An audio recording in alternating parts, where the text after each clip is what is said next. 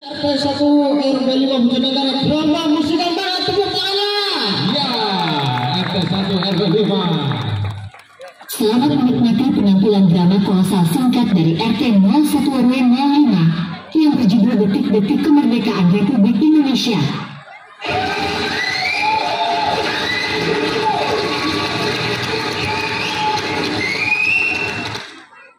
Pada tanggal 14 Agustus tahun 1945, Jepang menyerah tanpa syarat kepada sekutu.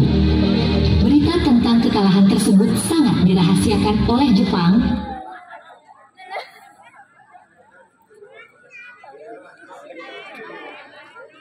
RW05 yang berjudul Detik-Detik Kemerdekaan Republik Indonesia.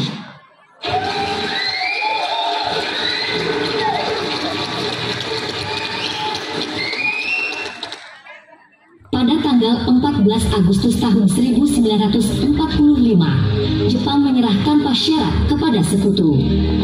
Berita tentang kekalahan tersebut sangat dirahasiakan oleh Jepang, bahkan semua stasiun radio disegel oleh Jepang. Tetapi, ternyata siaran tersebut tertangkap di Indonesia dan didengar oleh Sultan Syahrir.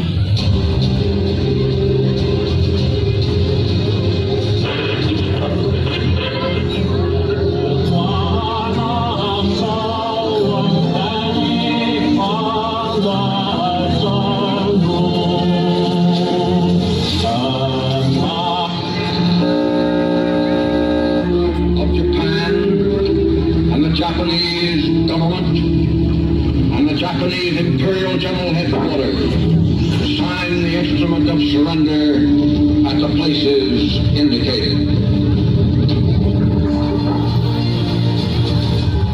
Sore hari, setelah mendengar berita kekalahan Jepang, Sultan Syahrir dan para pemuda mengadakan rapat di Jakarta. Assalamualaikum.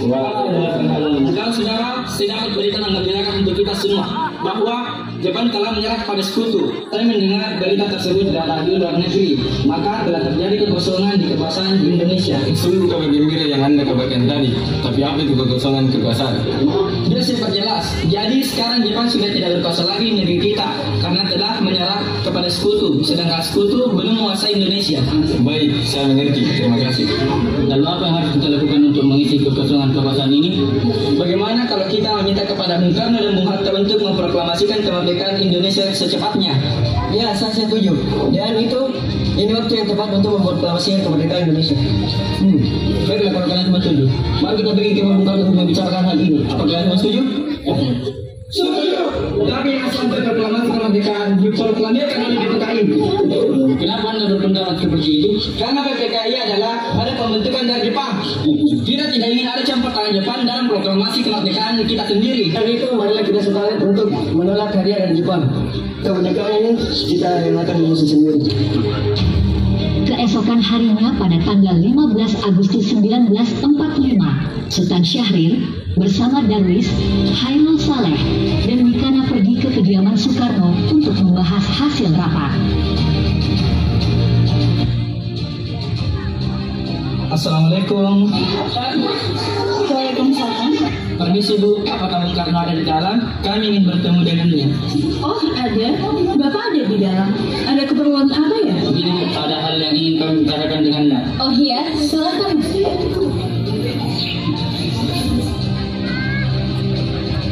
Silakan duduk. Saya dengar dari istri saya ada yang ingin dibicarakan. Begini, kami mendengar berita bahwa Jepang telah menyerah kepada sekutu. Oleh karena itu, telah terjadi kekosongan kekuasaan di Indonesia. Jadi kami kemarin mengadakan rapat dan hasilnya kami semua setuju agar Bung Karno dan Bung Hatta segera menyusun kemerdekaan Indonesia. Secepatnya, mungkin akan saya usahakan setelah berunding dengan anggota PPKI lainnya. Tidak bisa, kita tidak bisa menunggu lebih lama lagi karena ini merupakan waktu yang tepat untuk memproklamasikan kemerdekaan Indonesia. Apa kalian tidak memikirkan bahaya yang kita dapat ketika kita senekat itu untuk memproklamasikan Indonesia? Jepang pasti menyerang kita. Justru itu, saat ini Jepang bukan lagi penguasa di Indonesia. Jadi untuk apa kita menyanyiakan kesempatan ini? Nanti saja setelah kita bicarakan hal ini dengan anggota PPKI. Saya tidak berharap Anda melaksanakan rapat PPKI terlebih dahulu, karena saya takut Jepang mengetahui tentang rencana kita dan menghalangi Indonesia untuk merdeka. Jepang. Baiklah, tapi berikan saya waktu untuk berunding dengan para golongan tua.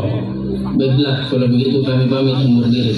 Para golongan muda meninggalkan kediaman Soekarno dengan perasaan kesal. Kemudian Soekarno meminta golongan tua untuk hadir di kediamannya dan membicarakan hal tersebut. Setelah Bung Karno mendiskusikan hal tersebut dengan golongan tua, mereka tetap setuju untuk tetap diadakan rapat bersama PPKI. Di samping itu, para golongan muda menyusun strategi untuk mengasingkan Bung Karno dan Bung Hatta ke Rengas Dengklok dalam rangka membujuk keduanya untuk memproklamasikan kemerdekaan Indonesia sesegera mungkin dan menghindari pengaruh Jepang di Jakarta. Rombongan Bung Hatta dan Bung Karno tiba di Rengas Dengklok pada tanggal 16 Agustus tahun 1945.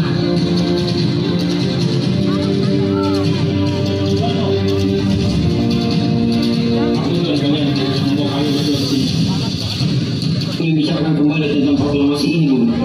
Bukankah Soekarno sudah katakan masalah ini akan dibahas di sidang PPKI? Mengapa harus menunggu PPKI? PPKI itu buatan Jepang. Kami ingin memproklamasikan kemerdekaan Indonesia tanpa campur tangan Jepang. Pendapat itu benar. Kita masih terlalu dini untuk memproklamasikan kemerdekaan. Kita masih membutuhkan bantuan Jepang. Bagaimana jika perkataan Jepang adalah janji celaka? Apa yang akan Anda lakukan? Tak selamanya kita harus menunggu janji Jepang itu. Kita harus memproklamasikannya sekarang juga. Demi rakyat kita yang telah bertahun-tahun terbelenggu di tanah mereka sendiri. Saya mengerti tentang pertimbangan kalian berdua tentang proklamasi ini. Kami memang belum mempertimbangkan masalah ini dengan baik.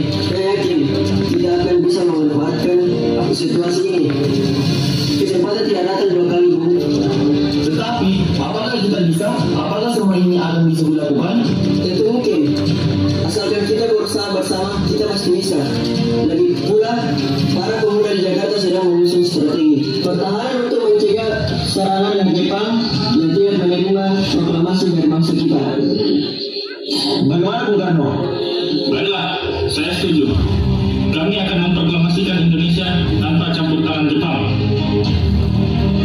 Pada sore harinya, rombongan dari Jakarta yang dikenal dengan ketat tiba di Rengas Dengklok untuk menjemput Bung Karno dan Bung Hatta. Bung Hatta dan Bung Karno pergi meninggalkan tempat tersebut, sementara Ahmad Subarjo dan Hairul Saleh tinggal sebentar untuk membahas tempat pembuatan teks proklamasi.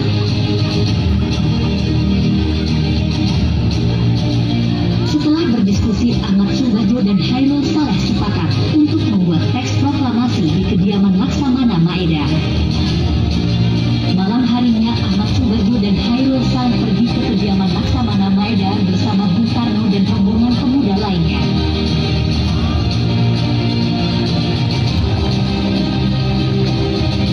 Assalamualaikum.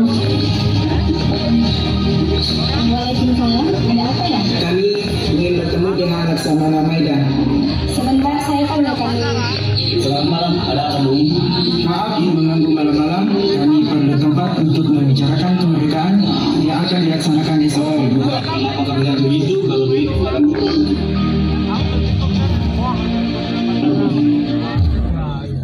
Sebenarnya saya turut bergembira atas kabar itu. Dan pergunakan apa yang Anda butuhkan. Apakah ada pena dan kertas Laksamana? Oh, sehingga cara saya ambil.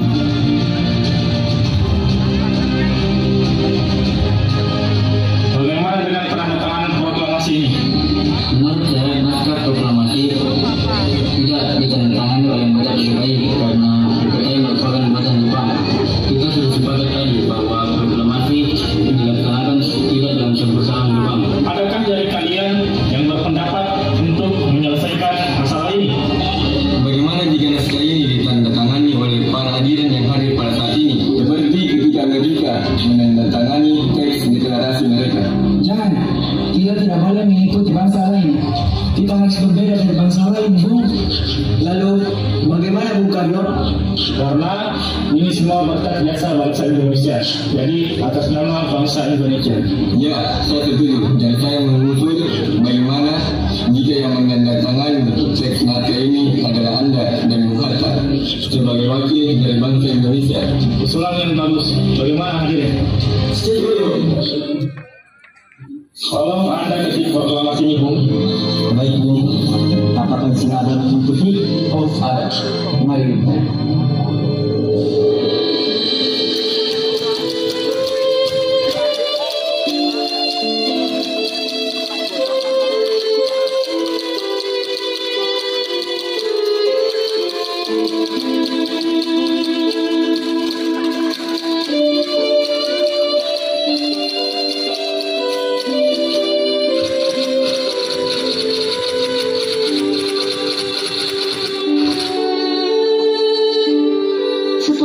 Proklamasi selesai diketik oleh Sayuti Melik, Bung Karno kembali ke kediamannya dan disambut hangat oleh sang istri Ibu Fatmawati.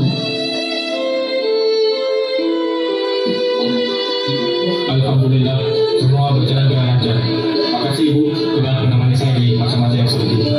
Ya, terima kasih kepada Allah yang sudah memberikan kemudahan untuk memproklamasikan kemerdekaan bangsa kita. Oh ya, apakah kalian sudah merencanakan bagaimana proklamasi besok akan berlangsung? Sudah, kita akan melaksanakan upacara bendera yang diiringi lagu Indonesia Raya, karya Bung Supratman. Oh ya, bukankah kita mengunjungi bendera? Lantas, bagaimana? Ya ampun, lupa. Bagaimana kalau ibu saya yang mendirikan? Tapi ibu ada punya bendera dan putih, Pak. Apakah tidak apa-apa? Tentu saja, kalau begitu buat saja bendera yang sederhana, yang penting kita punya niat. Itu apa? Ibu punya ide. Bagaimana jika nama benderanya kita namakan sama-sama merah putih? Bagaimana? Baiklah, kita akan menamakannya Sang Saka Merah Putih. Ya sudah, Bapak bersiap untuk mempersiapkan proklamasi besok. Iya, Bu.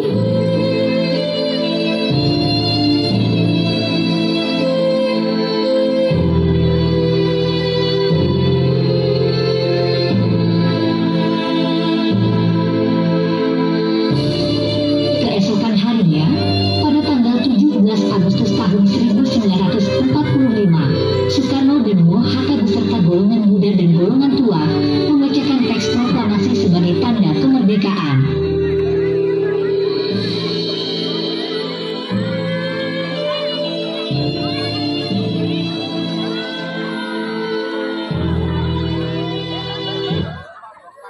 Adik Putri, tolong engkau kibarkan bendera ini sebagai tanda kejayaan bangsa ini. Baiklah, jangan. Mau proklamasi kami bangsa Indonesia dengan ini menyatakan kemerdekaan Indonesia. Hal-hal yang mengenai pemindahan kekuasaan dan lain-lain diselenggarakan dengan cara saksama dan dalam tempo yang sesingkat-singkatnya. Jakarta, 17 Agustus 1945, atas nama bangsa Indonesia, Soekarno Hatta.